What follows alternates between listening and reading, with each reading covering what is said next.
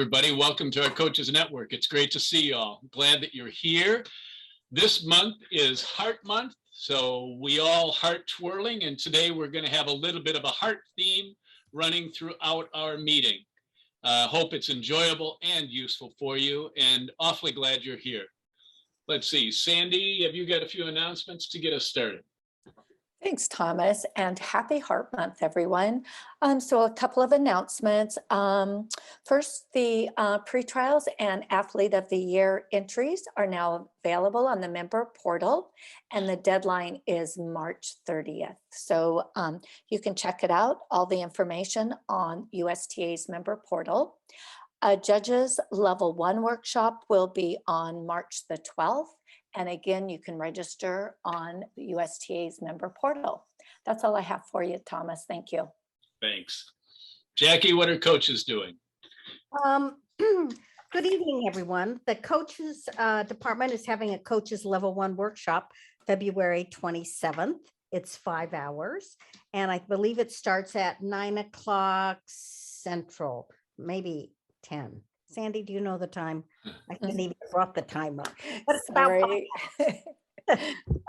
but you can also register for that on the portal. And there's a little pre-work that you have to do before the workshop. And you can, when you sign up, you can go ahead and start doing that. That's it for me. Looking forward to tonight. Thanks, Jackie. I'll mention the Board of Directors elections that will begin on February 21st. Voting will begin on February 21st. Right now on the webpage, a news article features candidates for board elections. We'll be electing candidates from Sector 2 and Sector 4. Sector 2 is our central region. Sector 4 is our southeast region. And we'll be electing those individuals. And then following the elections to sectors 2 and 4, we will have an at-large election for one of our 2 at-large positions. In order to vote, you needed to have become a professional member or renewed your professional status by January 15th. I hope that you all did that. And I really hope that all USTA professional members will be able to participate in the elections coming up in the next few weeks. And if you have any questions about that, you sure can feel free to let me know. Our session today is being recorded, as you saw when we came in. And I'm happy to introduce Michelle Brewer as our first presenter. I just got to know Michelle a little bit today. And I think that Michelle is a perfect introduction to our Heart kickoff month of February, because we all involve physical activity in some way or another with our twirling. And Michelle is a physical medicine and rehabilitation sports medicine doctor. I did it, Michelle. And it just very much a pleasure to have you with us, and looking forward to learning and visiting with you for a little bit. Welcome, Michelle. Thank you so much. I'm so happy to be here. So let me just share my screen here.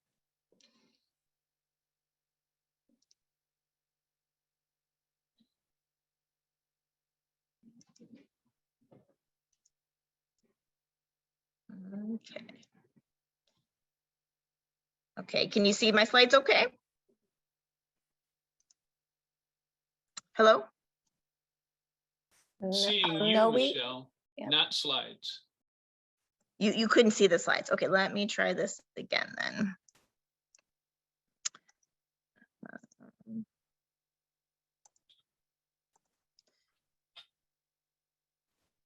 So share.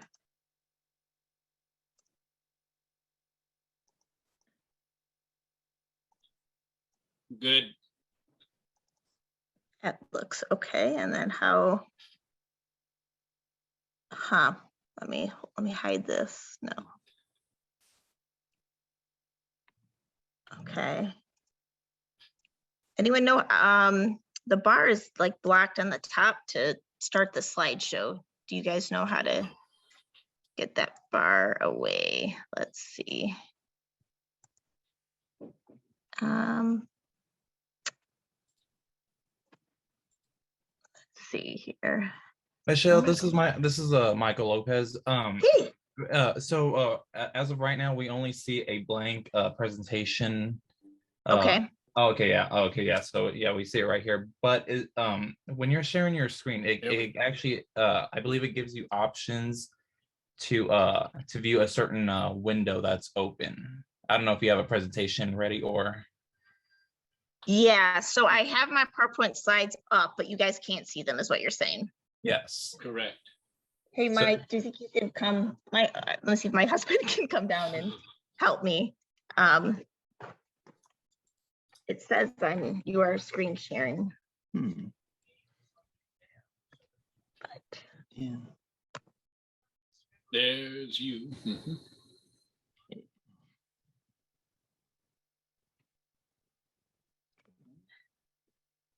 Can you see it now? There we go. Got it. okay, and then how can I get it going? Yep. And then you just want to go to the moment slideshow view here. Okay, excellent. Okay, sorry about that little technical delay. So here I'm going to talk to you tonight about Heart Month. So I'd first like to start off with what is Heart Month. And so what has happened is they've designated the month of February as the National Heart Health Month. And the reason why they wanted to do this is because they wanted to raise awareness of heart disease and to let people know how we can prevent heart problems. And this is because heart disease is the leading cause of death for both men and women in the United States. And so what I hope that we can do tonight is to talk about how we can encourage our kids and their parents to live a heart healthy lifestyle. So let's see, 7 ways that you can live a heart healthy life is you want to be physically active. You want to eat a healthy diet. You want to try to maintain a healthy weight, and you want to keep your blood pressure, cholesterol, and blood sugar within normal limits. And obviously, if you smoke, avoiding smoking or using any tobacco products, that will also help keep you healthy as well. So I'd like to talk about the advantages of physical activity. We all know that it's helpful, but it's helpful in many ways than just preventing heart disease. It helps to foster normal growth and development of our youth. It improves everyone's overall health, and also can be helpful to decrease your risk of various chronic diseases, including heart disease. Physical activity helps us feel better. It helps to decrease any anxiety and depression. It helps us function better, even helps us think more clearly and get out all that excited energy, and also helps us learn to promote better sleep. And so that's why it's so important tonight that we talk about how we as baton twirling coaches can help to promote physical fitness of our youth and adolescents in the communities that we serve. So the benefits of aerobic exercise is it helps to decrease heart disease. It will help to lower blood pressure, our good cholesterol, and will help to improve our blood sugars. And also it will assist in keeping people's weight at a healthy weight. It also can improve lung function. It also can decrease our resting heart rate. So what they've decided is they've looked at youth and adolescents, and what they recommend is that for kids ages 6 to 17 years old, that they have 60 minutes or more of moderate to vigorous intense physical activity each day.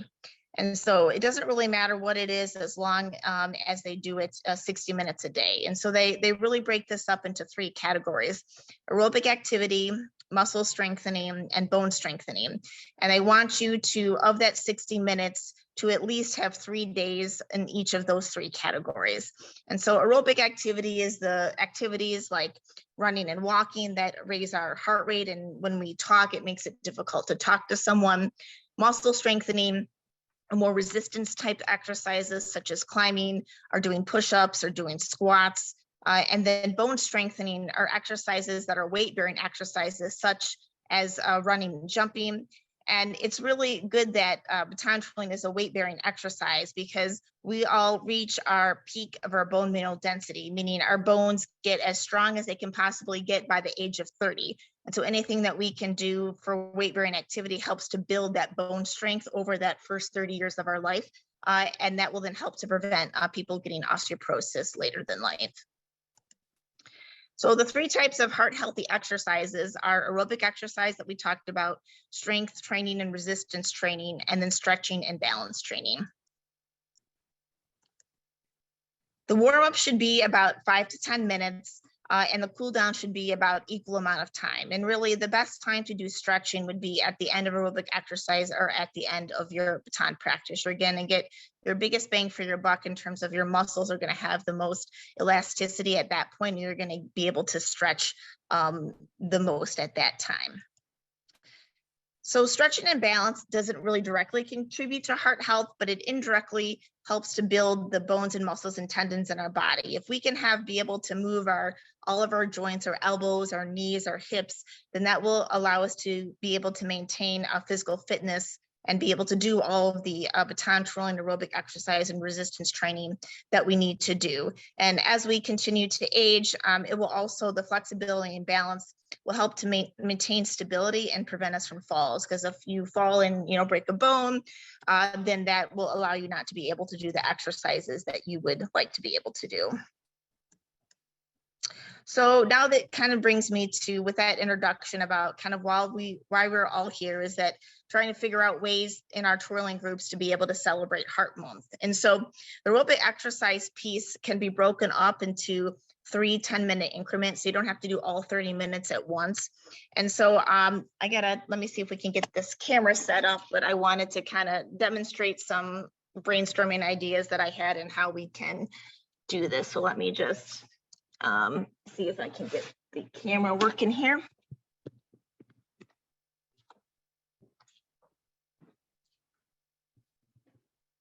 Okay, yeah, that looks pretty good. Okay, so what are the things that I like to do is, especially in the recreational classes, is try to combine both the body and the baton, because a lot of the recreational athletes don't really understand how important body work is in baton twirling. So even doing things like jumping jacks that are good for aerobic stuff, we can go out with the baton, in with the baton, so that they can still feel like they're manipulating the baton and they still kind of have the baton in their hand.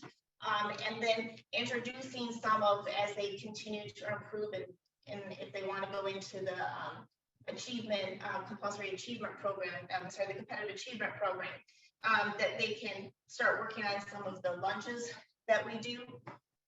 They can try to do it where they kind of hold those lunges as long as they can and come back. And then they can even start doing some of the twirls that go along with it to help build the twirling and the body together. And then even just working on skips, and then do little changes all around the room, back and forth. And then trying to mix up the aerobic stuff with strengthening. And so one of the things is a lot of our athletes need to build core strength. And how I like to do this is Michelle, do it in a way where the spine is straight. You don't want to flex the spine, that puts more pressure on it. So if you lay down. Michelle? Yeah. We can't see you.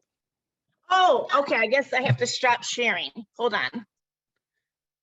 So sorry. Okay. Okay, that's better. Let's try this. Okay, so I just was, let me see.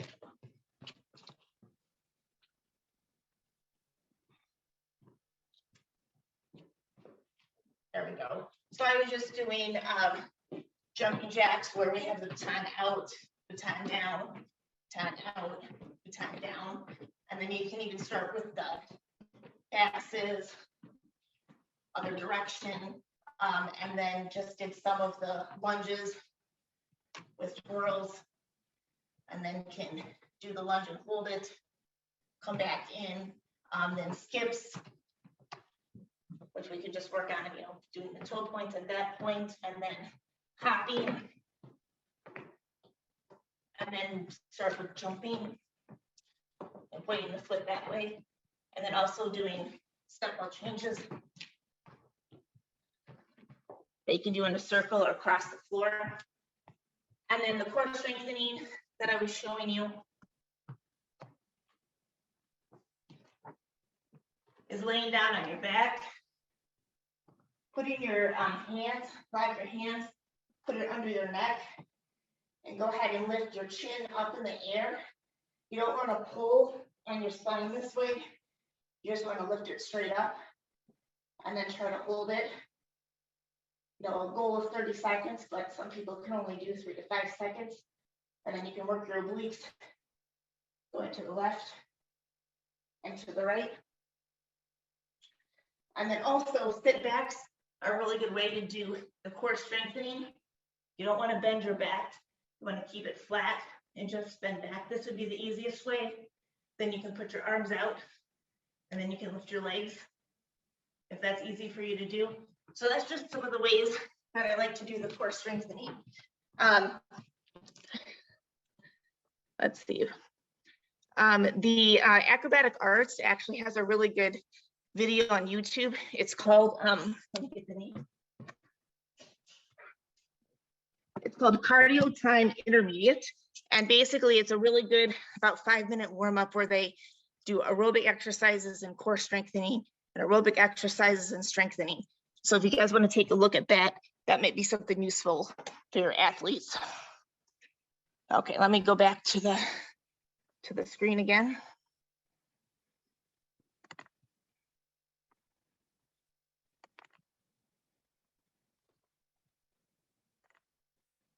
Okay, you see my slides again? Okay, good.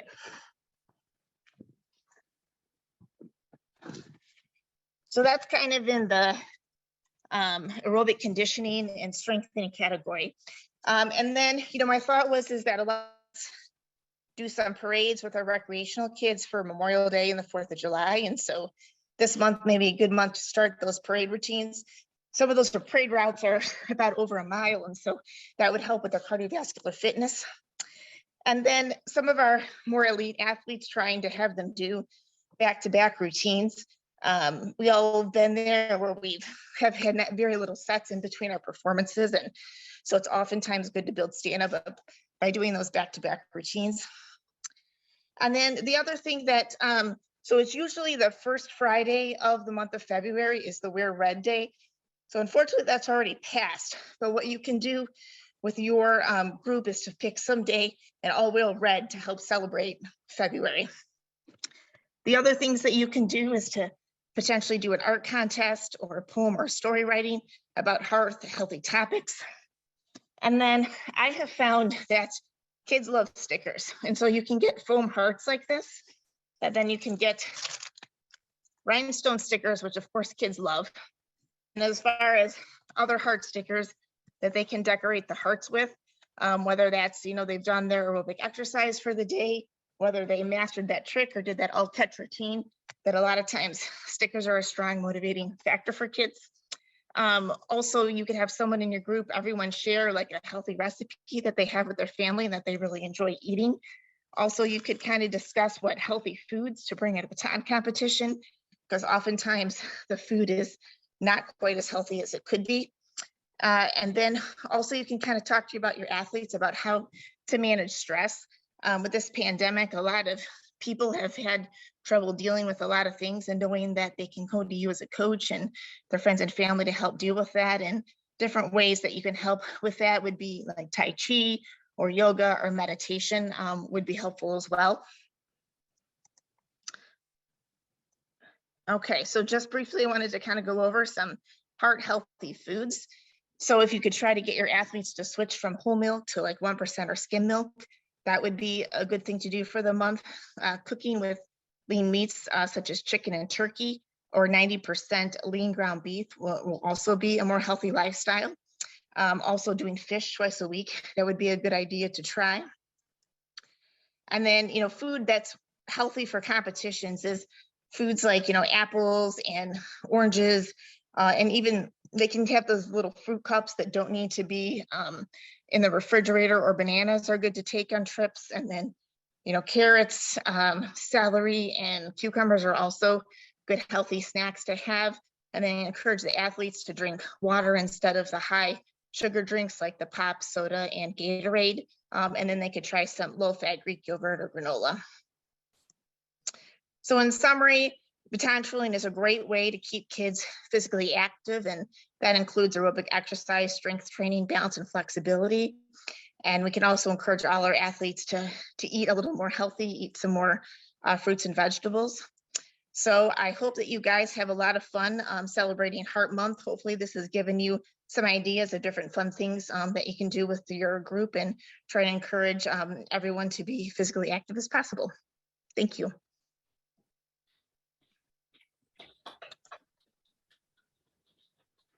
Thanks a lot, Michelle. And I'm happy to take any questions if anyone has any. Good deal. We have a couple minutes. If anybody has any questions, just unmute and go ahead and ask, or if you'd prefer to use the chat, I'll open that up and see if there's anything in there. I'll try to open that up. Okay, I can't open up chat. There it is. I have a question. Paige Campbell. Oh, good. I have a question too. I can wait. No, Yeah, Jackie.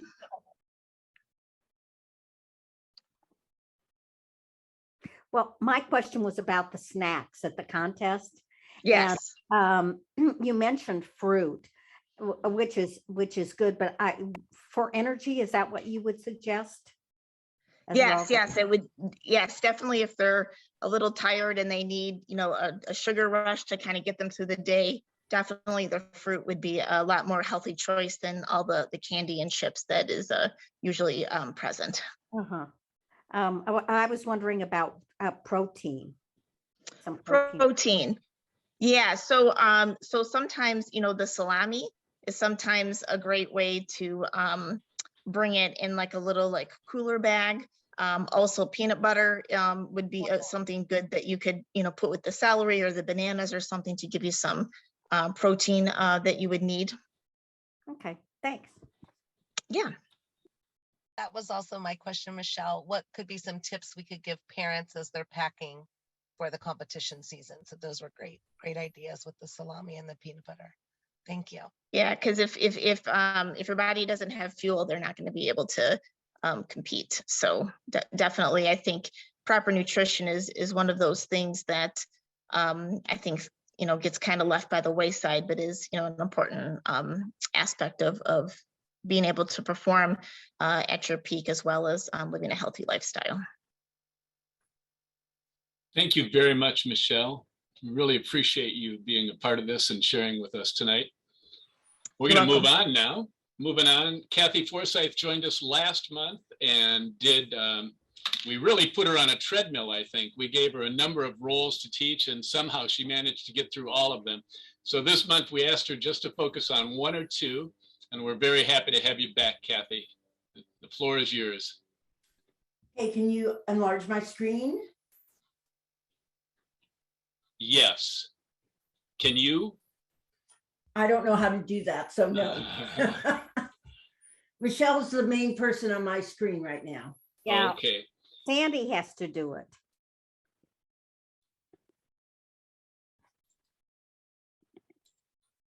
The host has to do it.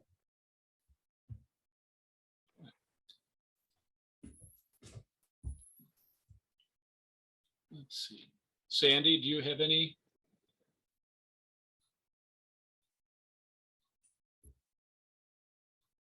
Any way to help here?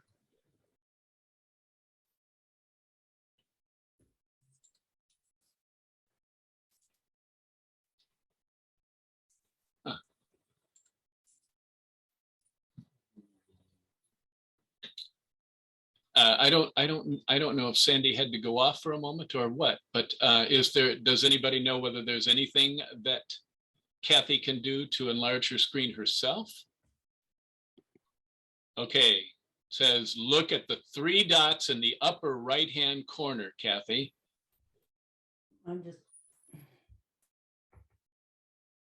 Or maybe a couple boxes on top of each other. I don't know.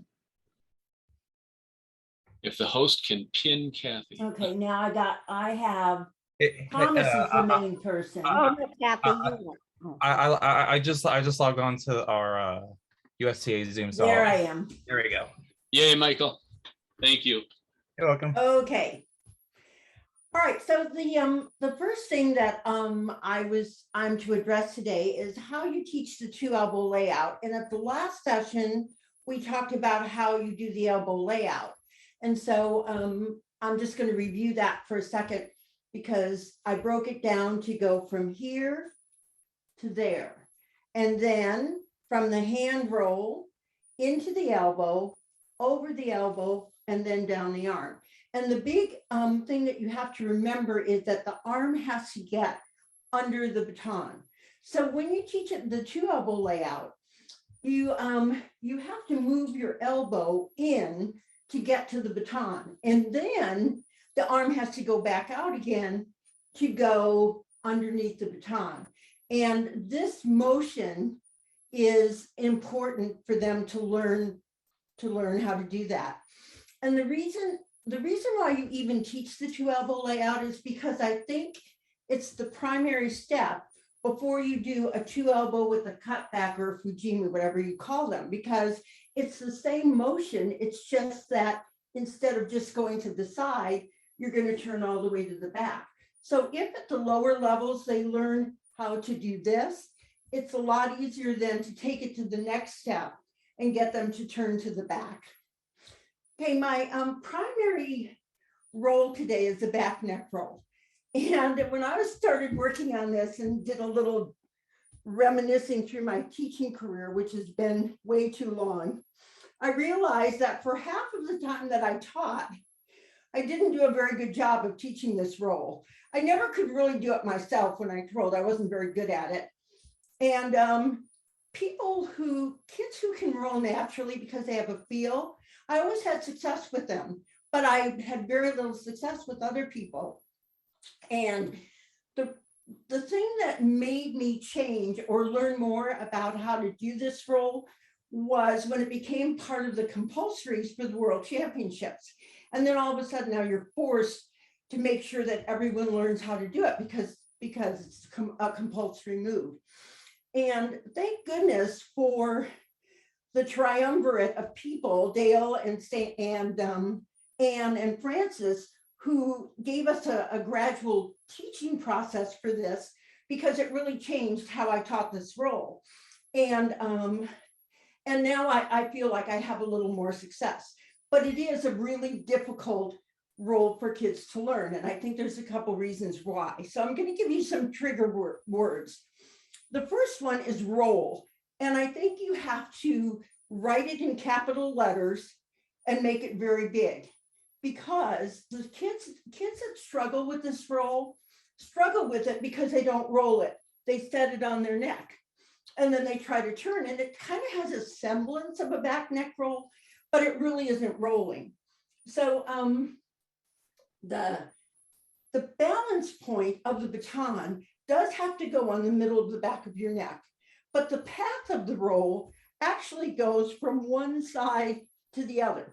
It dips, it does, we talked last time about loops and how rolls have loops. Well, this roll has a loop as well. It's just that it's not vertical, so it doesn't have a totally vertical loop. But the path of the baton goes from the back of the neck to the side of the shoulder and then back to the other side. And the part of your neck that you're using, or the part of your body you're using, is the neck, and this part right here. It doesn't roll out here. It stays really close to your neck.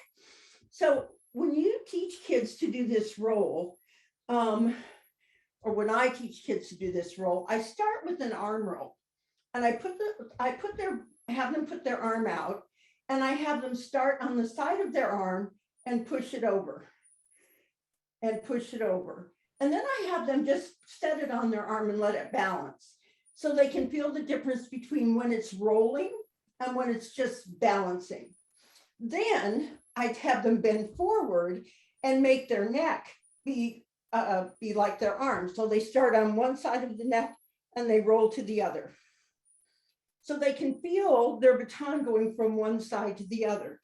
If you can make them understand this right from the very beginning, you're going to save yourself a lot of grief, because the biggest thing, the thing that's hardest to correct is kids who don't do it as a role. And then when you try to break them of the habit of setting it on here, it's really, really hard. So we've started, they know how to do, they know what the actual feel of the role is. Now, you need to teach them posture for this role. And most kids, when they do this, they have what I call backpack posture because their shoulders are like this. It's like they're carrying their backpacks when they walk to school. And what they have to do is pull their shoulders back, but tuck their head down. And when you tell them to tuck their head down, they bend from the waist. So you have to make them stand like this and feel it. Put their arms out to the side here. You want their shoulders to be elongated. You don't want them to be up too high because then that's going to keep the roll from doing the loops. But if they're down by their sides like this, their shoulders tend to slant down. So you want this part of their body to be a little bit flatter. So there's a ridge kind of where their baton can always go. So you teach them to do this posture. Okay, next step. What's the preparation? Because I want this roll to hit one side of the neck and then go to the other and avoid this, I don't want them to be horizontal. I want them to be a little oblique with their baton. So starting with the flat twirl is going to make them go on horizontal. And I don't want them to do that. So I think the best prep is to do a horizontal reverse figure 8, because at this point you can swing it down and they can come in to end up being in somewhat of an oblique situation with their baton. And when they set it on and they go into the basic roll, if you make them put their thumb right where their collarbone is and keep their elbow down, then their baton pattern isn't going to be like this. It's really hard to have your baton like this and go all the way to the back of your neck. You almost choke yourself. But if you're like this, when you can go all the way to the back and then you're not rolling. You're just getting it on there.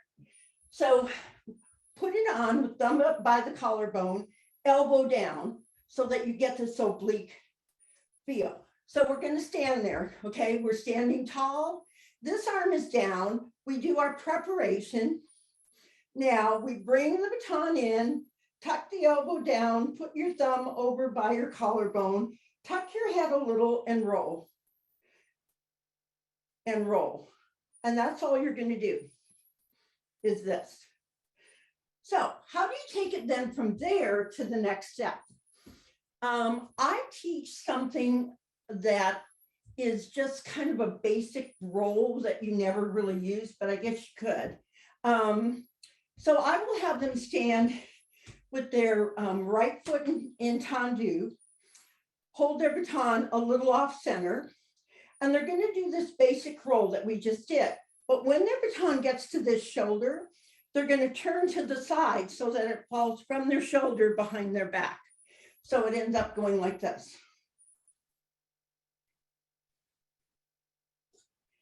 And they don't have to turn. They don't have to take any steps. The whole point is to get them to realize that when their baton comes here, it's going to fall backwards. And they want to get their baton balanced so that it can fall backwards. Okay, the next step after that. Let's talk about the footwork. So I don't know if you can see this. I think it's really hard to visualize a circle when you're spinning and you have to go around in a circle. It's like, where do you go? And someone back in the day taught me to use a diamond instead of a circle as the basis for anything that's continuous. So when you start, the beginning of the roll is the back of the diamond. And step number 1, you're probably going to see this in the wrong, it's flipped. But step number 1 is in the center. Step number 2 is the point. 3 is the center, 4 is the point. So when you start, and sometimes I'll put batons on the ground and make a diamond out of them because it's a visual, every gym, well, a lot of gyms have center circles that we've used to teach footwork, but you can make this diamond shape with batons, and they turn towards the diagonal, and they take the first step, and then their second, and then they pivot, and they go in the next direction. So their focus is towards the corner of the room. So the pivot comes when they get to the corner, and then they aim for the next corner, and then the next one. Oh, I'm getting confused because my room is like, doesn't have corners exactly right. But so that's the footwork that I use, and I've been somewhat successful with that. Now let's go back to here. So we did our prep.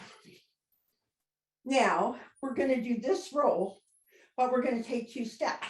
So we're going to do this prep, and we're going to go 1, 2. Just take your 2 steps towards the corner. Stop your baton.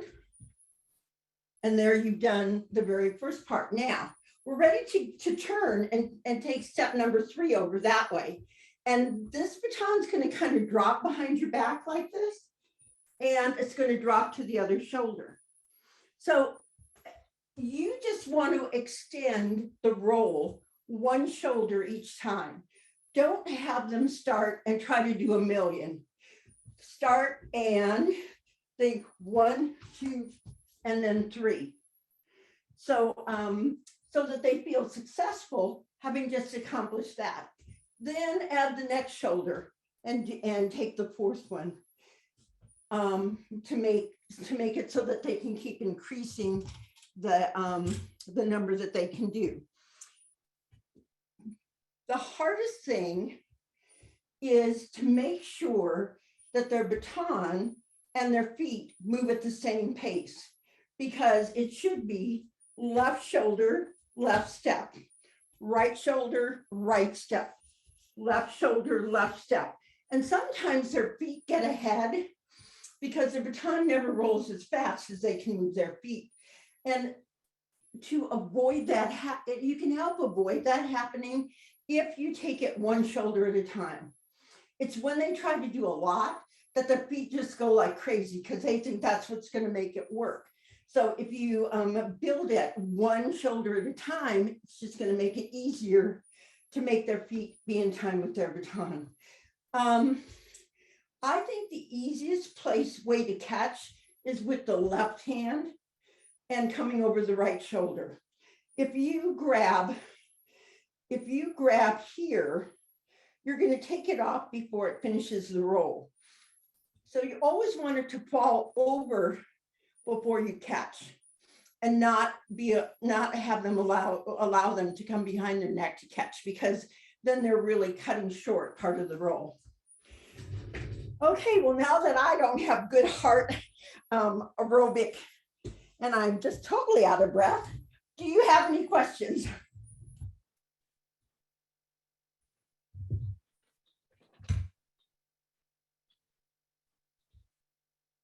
I have a question, Kathy. Yes, I hope I can answer it. Oh, I know you can. Do you ever teach it from a trap, or do you always teach it with the flat figure 8? I never start with the trap because I think that this is a really uncomfortable position to get real control. So at one point, after they get a few of their shoulders under control, I will add the trap as an exercise that they do, but I don't ever start by teaching it from a trap. And maybe that's because I'm so compulsory ingrained, because so many of my kids do pre-trials, and I know that they have to do them a certain way, that's how I start. Maybe that's the reason why I do it that way. But so many kids, when they try to trap with their arm, and then this doesn't really trap, or they totally use their chin. They don't use their shoulder and their chin. And I think that's just a hard position to feel and to control. I just wondered if you taught a trap before you taught a back neck roll. No, never. All right. No, I never, no. Mostly, I guess, because I don't have very much flexibility in my neck anymore, and I can't even trap. So, so I can't physically, make them feel it. So maybe that's the reason why I don't know, but no, the answer is no, I don't. Okay, thanks. Anyone else?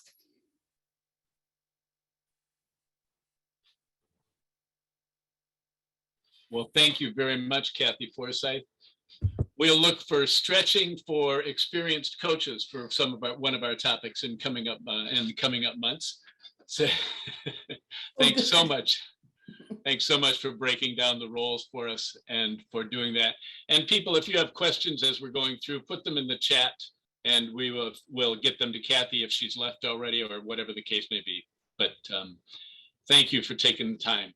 Moving right along. Amy Bonaduce Gardner and Shannon Barker are back with us this month in support of heart health. And they're going to teach us, they're going to share with us a little bit about their some of the things they do to promote heart health, as well as a little routine, a takeaway routine for those who might be interested. So Shannon and Amy, welcome. Welcome to you too. Thank you. All right. Okay. Hi, everybody. This is Amy Bonaduce. My name is Shannon. We're right in the middle of classes, a lot of children, a lot of classes, but we have pulled together this 15 minutes to show you a routine that we really like to use for all of our beginners for decades. And it's to do your thing, but other times it might be to let's get loud or conga, or other things that are cut to pretty much match the same time frame, which is about 1 minute and 40 seconds. So with that in mind, it encourages them to learn how to listen to the music, and everything is done in counts of 8 or 4 or 2.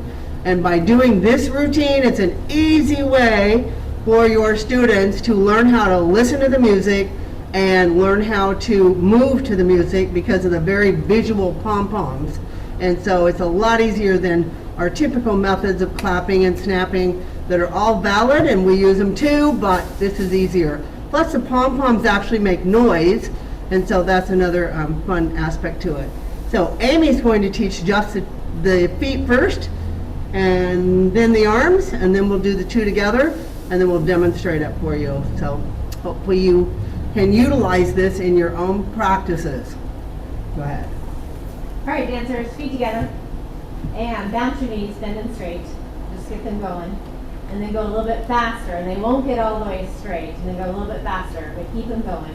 Up, down, up, down, up, Keep down. doing that while I ask. Can you hear Amy when she's facing the back? Yeah? Okay, great. Okay. And cut. Reach your arms way up high. And then with your wrist, 1, 2, 3, 4, 5, 6, 7, 8. Put your arms in front, as high as your armpits. 1, 2, 3, 4, 5, 6, 7, 8. Straight out to the side.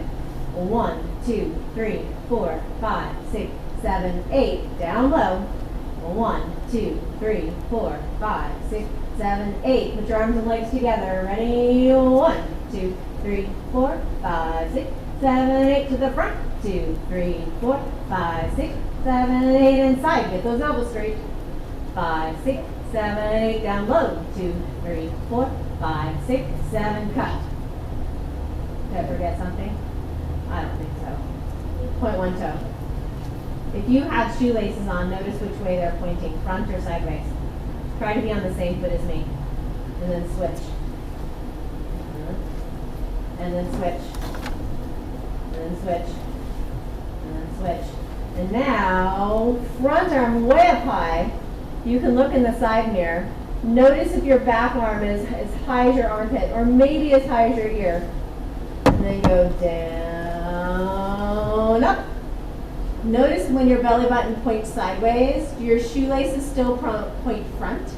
Yes. Yeah. And how high is your back arm? Good. It's pretty high, isn't it? Tap down, and then go up. Stay right there. Are you on the tip of your toe? And Amy, this is where we have them look up into the stands of the basketball arenas. They perform these for Blazer pregame. Go down, up. And then put your heel down. Put your feet apart. Make your heels go side to side, side to side. And your kitty cat tail goes side to side. And your head goes side to side. Try to get them all going. Your feet, your hips, your head. And freeze. One arm way up. One arm by your armpit. And switch. And switch. You bend your knees. Keep them at least a little bit bent. It's way easier to get your tail to swing side to side. Okay. Turn to the side. Squat down. Look at my heel. I have one heel on the ground. Oh, that one's on the ground. This one is in the air. Switch legs. There you go. And come up. And we're kind of in second position. Kind of, sort of. Turn the other way. Go down. We have one heel up, one heel down. And then go up. Turn down. And now circle. 1, 2, 3. What's the magic number? 4. 5, 6, 7, 8. 1, 2, 3. 4. 5, 6, 7, 8. 1, 2, 3. 4. 5, 6, 7, 8. Here's our last one. 1, 2, 3. 4. 5, 6, 7. Point. Feet together. And then we go step and scoot. Here's your marches. Try to be on the same foot as me. Nice high knees. And then bounce, bounce, bounce, bounce. Back on your hips. Step and scoot. Point your toe while you march. And bounce, bounce, bounce, bounce. Do it again. Step and scoot. Really high knees. Bounce, bounce, bounce, bounce. Step and scoot. Point your toes. Bounce, bounce, bounce, bounce. And go down low. And Amy, I'm going to interrupt just in case I get confused. You only do that step twice, all right? Once to the right, once to the left. Okay, who's a 1? Who's a 2? Who's a 3? Who's a 4? Okay, everybody all together, reach way up, arms by your ears, go up on your demi point, and then arms go down, one at a time. Wait till I say your number. 1. Yeah, knees on the inside of your elbows. You're right. Ready? 1, go. Nice reach. 2. Ooh, high demi points. 3. And last one, 4. And then we go backwards. 4. 3, 2, nice stretch dancers, and 1.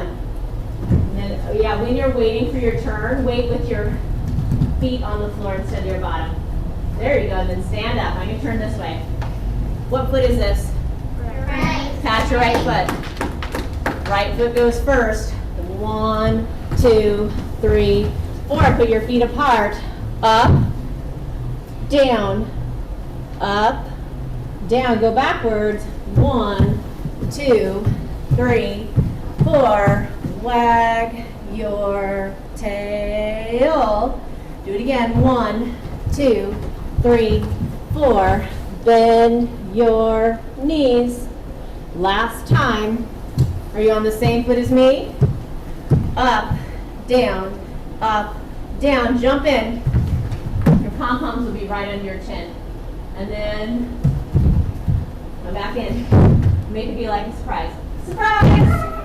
And back in. Just pretend this is number 4. Ready? Point. And then shake, shake, shake. And then we were pretending that was number 4. And then we hold it 8, 7, 6, 5, 4, 3, 2, 1. Attention. And then we have to hold it there a really, really, really long time. Because it takes the grown-ups a long time to get their act together. I know. They'll be taking pictures. All right, go ahead and relax. Okay, I think it's time to get our pom-poms without talking.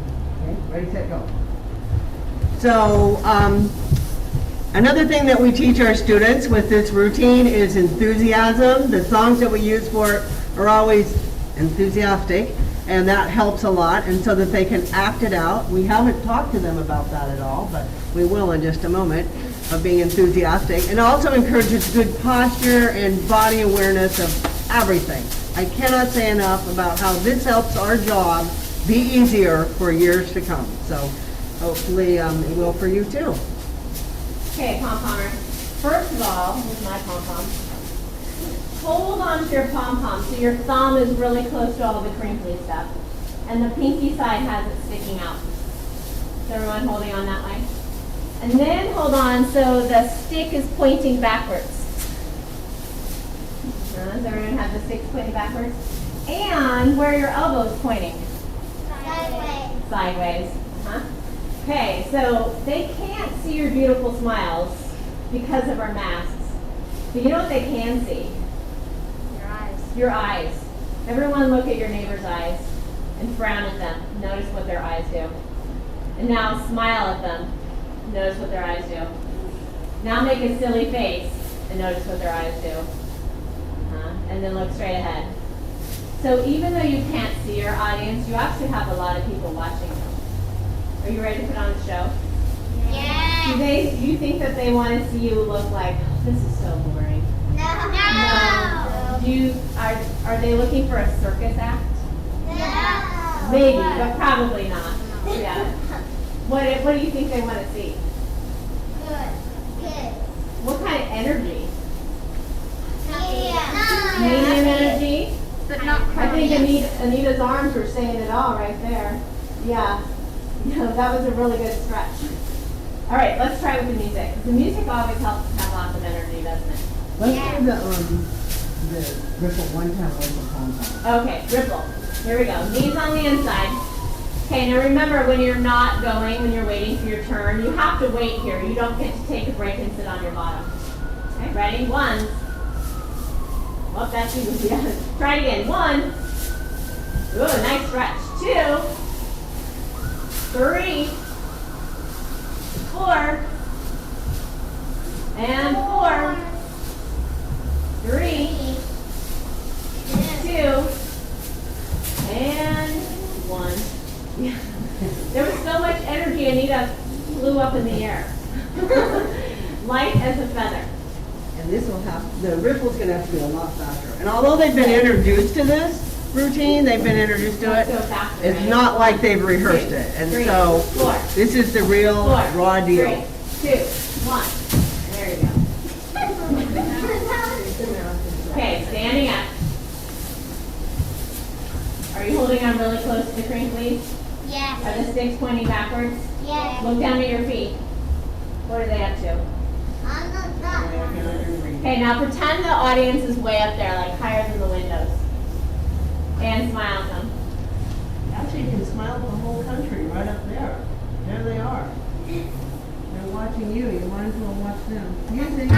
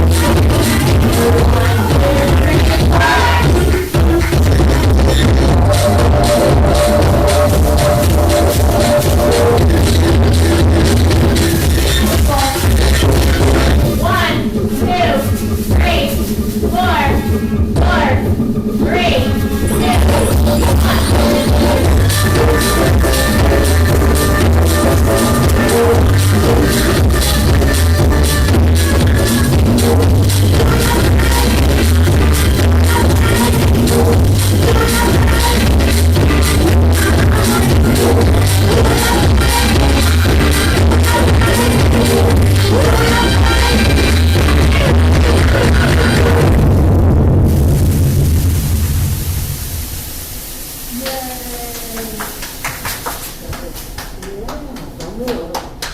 thunderous standing ovation for all. Standing ovation. That means you're doing Wow. really good. Some of these dancers have only danced for 2 weeks. They just joined us, and others have been with us for a couple of years. So we've got ages in here combined for you today because we usually teach in both rooms. So 6-year-olds through 5th graders. Big mix. Thank you very much. And if you ever are interested in the music and how that it gets cut to fit these routines, just get a hold of me and for sure we'll figure it out with you. Thank you. Thank you, Shannon Barker. Thank you, Amy Bonaduce Gardner. And thank you, dance class and baton class. Yay. All right.